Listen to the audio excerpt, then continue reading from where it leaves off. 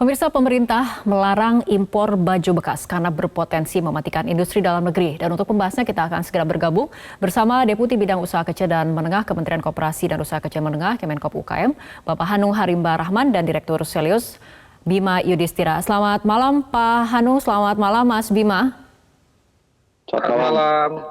Oke, pertanyaan pertama ke Pak Hanung terlebih dahulu. Pak, thrifting ini kan sudah terjadi cukup lama. Regulasi juga sebetulnya sudah ada. Tapi baru sekarang pemerintah gencar menggaungkan larangan bisnis impor baju bekas. Apakah ini kebijakan yang bersifat reaktif saja, Pak?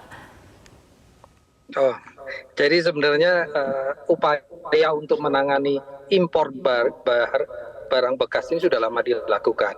Tapi akhir-akhir ini tampaknya permintaannya jauh lebih tinggi dan modus-modusnya mungkin lebih beragam ya, sehingga tentunya perlu upaya-upaya baru yang lebih intens gitu ya. Karena ini kan kemarin juga banyak dipromosikan oleh sosial media ya, kegiatan, jadi sehingga permintaannya cukup tinggi akhir-akhir ini gitu. Jadi sebenarnya upaya-upaya itu sudah ada, tapi perlu diintensifikasikan dan karena ada beberapa modus yang baru dan juga karena intensitasnya cukup tinggi. Oke, sebetulnya seberapa besar thrifting ini mengganggu industri dalam negeri, mengganggu tekstil ataupun UMKM lainnya? Jadi pada kesempatan ini saya ingin sampaikan bahwa memang membangun industri itu kan butuh waktu yang cukup panjang. Jadi kita memang harus hati-hati untuk melindungi industri dalam negeri ini. Karena untuk membangun tadi kita perlu membangun ekosistem. Dan industri dalam negeri ini cukup banyak. Jadi lapangan kerja yang diciptakan itu sampai 3 jutaan. Kemudian juga selain itu sumbangannya terhadap GDP untuk sektor industri manufaktur itu hampir 7%. Jadi porsinya cukup tinggi untuk industri manufaktur gitu ya. Kemudian pelaku UMKM-nya cukup banyak di situ. 99,6% pelaku usaha di sektor industri tekstilnya adalah UMKM. Baik. Baik, kita beralih ke Mas Bima. Mas Bima, dari awal sebetulnya kenapa penjualan pakaian impor bekas ilegal ini bisa sampai marak dan menjamur hingga mengganggu industri dalam negeri dan juga merugikan negara? Ya, jadi memang ini apalagi jelang Ramadan ya. Ini kan memang pemerintah kelihatannya bereaksi cepat nih jelang Ramadan, pasti permintaan thrifting kalau nggak dilarang tinggi sekali gitu. Satu dari segi harga murah, tapi bukan hanya soal harga ya. Memang thrifting ini menjadi gaya hidup juga untuk menolak fast fashion atau menolak membeli baju baru terus-menerus, sehingga kenapa nggak memanfaatkan baju bekas. Jadi banyak negara thrifting pun juga hidup, bahkan di negara maju seperti Amerika, misalnya Eropa, thrifting itu hidup. Nah problemnya kalau di Indonesia ini kan satu, bekasnya itu di negara asal itu masuk dalam kategori limbah. Jadi bukan bekas yang memang bekas steril, tidak, tapi bekas yang masuk kategori limbah. Kedua, dari segi donasi. Jadi ditemukan tuh ada beberapa investigasi ternyata thrifting yang dijual di Indonesia, baik baju maupun sepatu, itu setelah ditelusuri sebagian adalah donasi. Jadi mereka maksudnya mau mengirimkan ke negara miskin, ke korban bencana alam. Nah sampai di Indonesia justru dikomersialkan, diperdagangkan gitu ya. Jadi harusnya gratis jadi berbayar. Nah kemudian juga kalau kita melihat dari segi nilai, memang yang dilaporkan BPS kan tahun 2022 ada transaksi lah, atau kemudian tercatat barang bekas impor baju itu 4,2 miliar rupiah. Tapi kalau melihat dari jalur barang ini masuk dari beragam jalur, baik legal maupun yang ilegal. Yang jelas ilegal sudah 2015 ya. Tapi dengan titik-titik yang kemudian bisa masuk, itu angkanya saya kira bisa lebih dari 4,2 miliar rupiah. 4,2 miliar rupiah itu per tahun. Jadi lebih daripada itu. Jadi mungkin bisa 40-an miliar rupiah lebih dalam 1 tahunnya. Kalau melihat ini sudah berkembang bahkan dari tahun 90-an. Oke, baik. Pak Hanung, tanggapannya? Ya, jadi memang benar bahwa thrifting ini adalah kegiatan yang dilarangnya adalah kegiatan yang thrifting untuk impor baju bekas. Jadi kalau untuk yang barang-barang menggunakan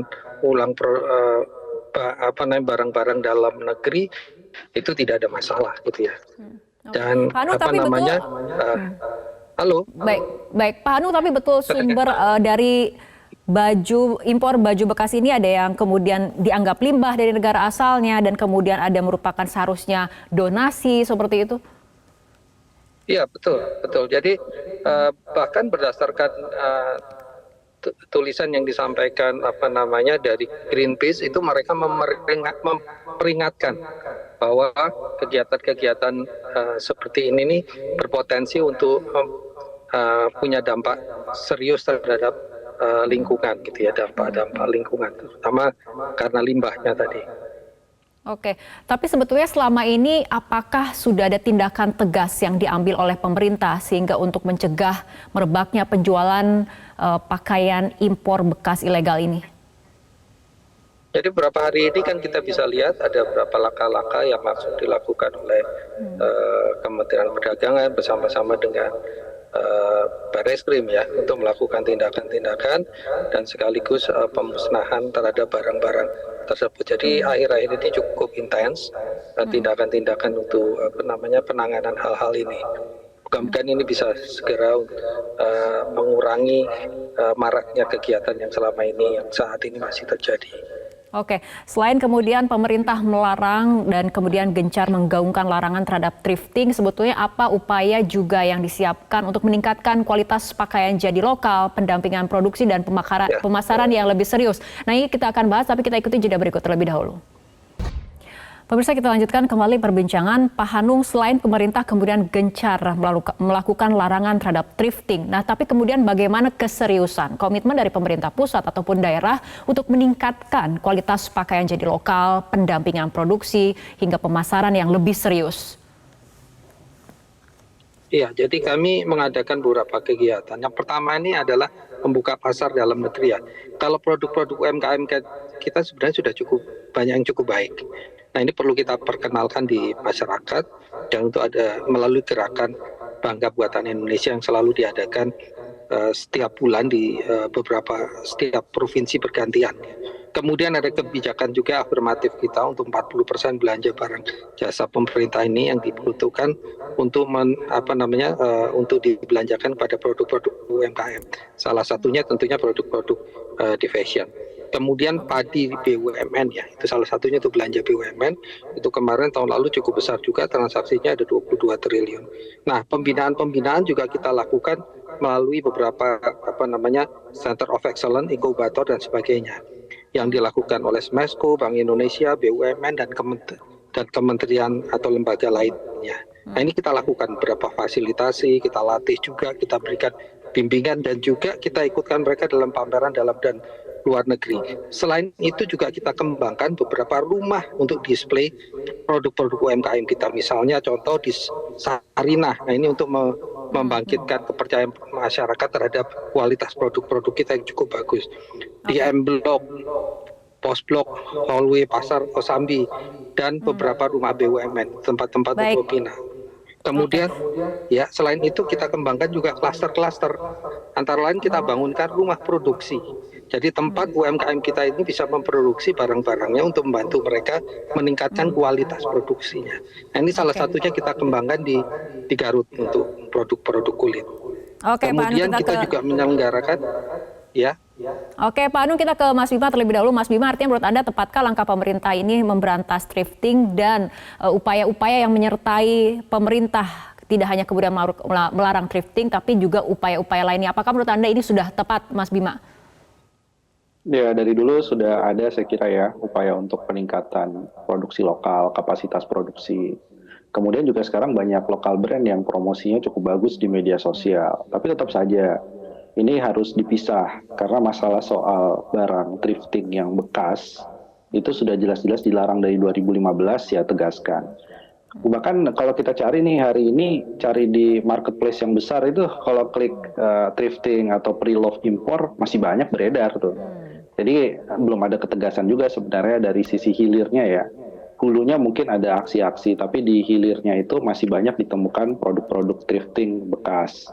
Kemudian juga kalau kita lihat dari media sosial, selain dari marketplace juga masih beredar akun-akun yang kemudian menawarkan produk-produk thrifting. Nah, jadi kalau mau tuntas, di satu sisi memang ada pelarangan, tapi di sisi yang lain, ya tolonglah pedagang-pedagang kecil ya, misalnya di pasar Gede Bage gitu ya, di pasar-pasar kecil yang sudah berdagang cukup lama, barang-barang impor bekas, itu mungkin ada skenario bisa misalnya mengganti misalnya gitu ya, digantikan atau diberikan kompensasi oleh pemerintah gitu, sehingga mereka juga punya penghasilan gitu, tidak kemudian langsung rugi besar, karena mereka kan hanya di rantai paling akhir, mereka bukan importir, tapi sudah terlanjur sebelum ada ketegasan pelarangan, mereka sudah membeli misalnya barang untuk dijual kembali. Nah, ini tolong juga dipikirkan oleh pemerintah. Kalaupun mereka disuruh jadi agen untuk menjual produk-produk lokal, ya itu juga harus difasilitasi. Saya kira perlu win-win solution. Baik, nah Pak Hanung, selain kemudian pemerintah saat ini sedang tegas melakukan pelarangan terhadap thrifting bekas, nah ini solusi untuk pedagang yang tadi dikatakan oleh Mas Bima, ini kan sebenarnya ada di rantai akhir, untuk kemudian bagi pedagang yang sudah terlanjur berbisnis ataupun thrifting ini seperti apa agar ditemukan win-win solution? Ya, nanti kita upayakan mereka untuk bisa membantu menjual produk-produk yang memang kita ikut kita promosikan ya, produk-produk UMKM kita. Kita harapkan nanti kita bisa bertemu dengan mereka untuk mencari solusi agar mereka bisa tetap berdagang dengan menjual produk-produk yang produk UMKM kita tentunya nanti. Artinya pemerintah akan memfasilitasi seperti itu? Iya, kita upayakan untuk kita akan fasilitasi mereka. Oke, lalu kemudian bagaimana melakukan pengawasan terhadap platform e-commerce ataupun media sosial yang sampai saat ini saja kemudian masih banyak yang kemudian menawarkan thrifting bekas itu? Ya, kami kemarin minggu lalu sudah bertemu dengan asosiasi IDEA gitu ya, untuk meminta mereka, dan mereka berkomitmen ini untuk memperingatkan dan juga take down beberapa konten-konten mereka yang menjual, yang mempromosikan produk-produk thrifting import dan juga yang menjual produk-produk impor, dan mereka akan melakukan sosialisasi, dan jika beberapa kali mereka diperingatkan tidak, ini mereka akan blacklist. Itu komitmen mereka yang kemarin sudah kita sepakati bersama. Oke, artinya untuk mereka yang masih bandel, Pak, sanksi apa yang sebetulnya sedang menunggu ataupun ketegasan penegakan hukum seperti apa? Kalau untuk importernya kan sudah jelas itu ya, sudah ada peraturan perundangan, Undang-Undang nomor 7 tahun 2014 itu yang mengatur mengenai sanksi hukumnya, dan tentunya itu bisa diterapkan nantinya. Salah satunya adalah pidana itu. Kalau untuk importirnya ya, ada ancaman pidana dan juga denda. Oke, baik. Kita ke Mas Bima. Mas Bima, agar kemudian kebijakan kali ini memang memiliki efektivitas yang maksimal ataupun optimal, apa kemudian tindakan yang harus dilakukan oleh pemerintah? Ya, jadi begini, masuknya barang thrift ini kan satu bisa dicegah di pelabuhan asal.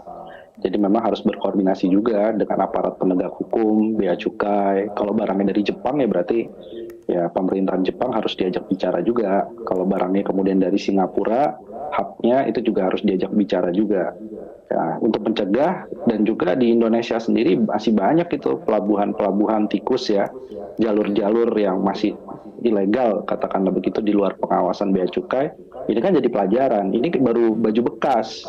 Belum kemudian barang-barang ilegal lainnya kan gitu. Ini kan jadi presiden buruk juga bahwa masih banyak pintu-pintu yang belum dijaga dengan baik. Sehingga barang-barang yang sudah dilarang sejak 2015 masih beredar dan nilainya cukup fantastis. Nah, ini berarti harus ada penegakan dari aparat hukum, dari bea cukai kita juga. Nah, kemudian yang ketiga, saya pikir ya bagaimanapun juga satu tadi mengapresiasi untuk mencegah, men-take down untuk yang konten di e-commerce ataupun marketplace, tapi juga harusnya koordinasi dengan Menkominfo untuk men-take down juga akun-akun yang di sosial media gitu ya, sehingga ada perubahan yang bisa diantisipasi dari yang jualan di platform resmi menjadi platform sosial media. Dan yang terakhir saya pikir bagaimanapun juga ya kita tidak hanya berhadapan dengan baju impor bekas. Sekarang ini tantangannya juga baju impor yang baru, yang datang dari luar negeri, yang ramai di marketplace itu juga banting harga, mereka bakar uang, dan itu pun juga salah satu yang mematikan pelaku UMKM juga sebenarnya. Oke. Baik, kita harapkan larangan thrifting ini memang diikuti dengan berbagai tindakan tegas, terutama penegakan hukum dan juga ada upaya-upaya lain yang menyertainya, diantaranya untuk meningkatkan kualitas produk lokal dan tadi ada solusi win-win solution untuk para pedagang yang terlanjur berbisnis thrifting ini. Baik, terima kasih Mas Bima dan juga Pak Hanung telah berbincang bersama kami malam hari ini dalam Prime Time News.